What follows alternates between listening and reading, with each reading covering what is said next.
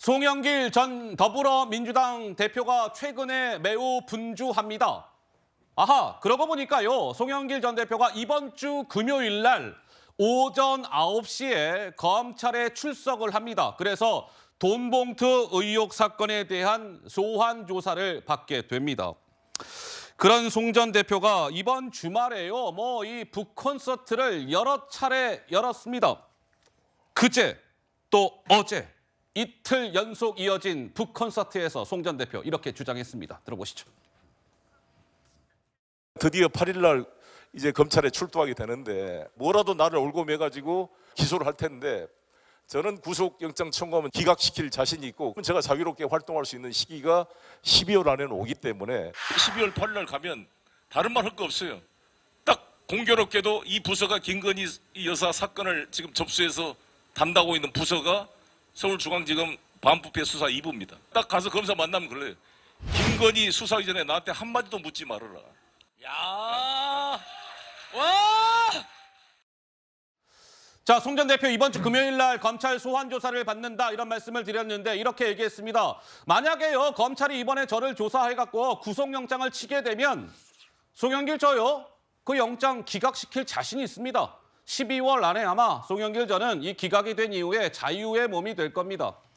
그러면서 이제 검찰의 소환 조사를 받으러 갔을 때 검사가 이런저런 질문을 던지게 될 텐데 김건희 여사에 대한 수사를 제대로 하기 전에는 송영길 저한테요 한마디도 묻지 마세요. 이렇게 얘기할 겁니다. 라고 목소리를 높인 것이죠. 조 의원님 이어서 한 말씀 하실까요? 네, 자신의 방어권을 행사하겠다. 민주당 대표 송영길 전 의원뿐만 아니라 누구도 할 수 있는 얘기입니다. 예. 다만 그 아마, 과정에서 본인의 의혹과 김건희 여사 수사의 의혹을 연결시키겠다 하시면서 박수를 받았습니다. 과연 그게 극렬 지지층 몇몇을 제외하고는 설득력이 있을까라는 생각이 들고요. 예. 또 그 이후에 저런 북콘서트에서 계속 하시는 말씀이 윤석열 탄핵을 위해서 윤석열 퇴진당을 만드시겠다. 아이고. 그래서 윤석열 퇴진을 위한 비례정당을 만들겠다.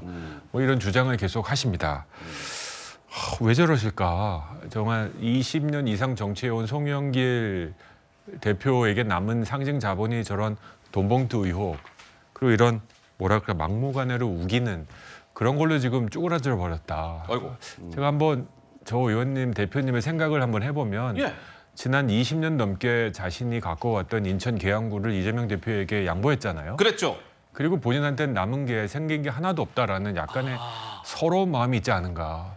이재명 당대표는 그래도 국회의원으로 방탄 다 하고 당대표까지 돼가지고 불체포 특권도 누리고 있는데 나는 지금 야인으로서 아무것도 누리는 게 없지 않냐.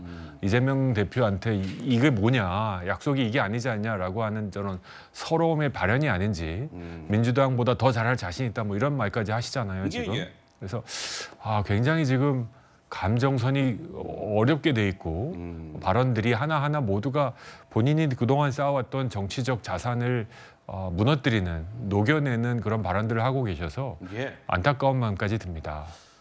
자, 그런데요.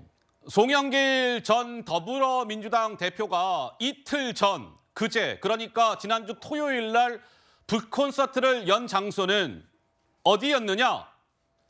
보수의 심장 대구였습니다. 그 대구에서 송영길 전 대표가 저 송영길이요. 윤석열 퇴진당을 만들고 싶습니다. 이렇게 목소리를 높였습니다. 아까 조 의원님께서 잠깐 말씀을 주셨는데요. 송 전 대표의 목소리로 직접 확인해 보시죠. 47석의 비례대표는 윤석열 퇴진당 가칭. 윤석열 퇴진당 그러면 선관위에서 등록을 안 해주겠죠. 그러니까 무슨 검찰개혁당이라든지 그 관련된 당명으로 전면에 싸우고 있는 여러 사람들이 모여가지고 윤석열 퇴진의 선봉이 되겠다. 우당으로 연대를 해서 압도적으로 이기면 200석이 불가능할 게 없다. 윤석열을 조기에 끌어낼 수 있지 않을까 이렇게 생각합니다. 자, 송 전 대표 저렇게 주장을 했고 오늘 오전에 송 전 대표가 한 라디오 방송에 출연을 했는데 진행자가 물었습니다. 송 전 대표님 그런데요. 누군가를 탄핵하기 위해서 당을 만드는 것은 잘못된 거 아닙니까? 라는 취지의 질문을 진행자가 던지자 송 전 대표 말하길. 아니요. 일제 시대에 대한 독립당이 있었듯이 지금의 시대에는 윤석열 퇴진당이 필요합니다라는 취지의 주장을 오늘도 이어갔습니다. 들어보시죠. 일제하라 그러면 독립을 위해서 싸운다라는 대한 독립당이 필요한 것처럼 지금 윤석열 정권은 거의 이 나라의 경쟁력을 좀먹고 있는 그런 상황이기 때문에 새로운 정부에 대한 미래와 비전을 같이 만들어 가게 될 것입니다. 윤석열 퇴진당 대표로서 당선이 되면 이걸로 방탄하는 거 아니냐 이런 시각에 대해서는 어떤 말씀 주시겠어요? 제가요? 저는 법률적 방식으로 저 명예를 회복할 것입니다. 제가 가지고 있는 법률적 지식과 또 변호인들의 도움을 받아서 반드시 무죄를 받을 수 있도록 법정에서 최선을 다하겠습니다. 자, 송 전 대표가 법률적 방식으로 제 명예를 회복할 겁니다. 이런 얘기도 했네요. 여야를 막론하고 지금 그래픽에 등장해 있는 것처럼 송 전 대표의 주장에 대해서 자, 이거는 잘못된 겁니다. 이런 비판이 나오고 있어요. 강승필 부위원장님께서는 무슨 말씀을 주시겠습니까? 네, 저는 송영길 전 대표가 본인의 말씀처럼 예. 본인의 법적 지식과 그리고 변호인들의 도움을 받아서 본인이 지금 받고 있는 돈 봉투 의혹에 대해서 먼저 명쾌하게 해결을 하는 것이 첫 번째 순서라고 생각을 하고요.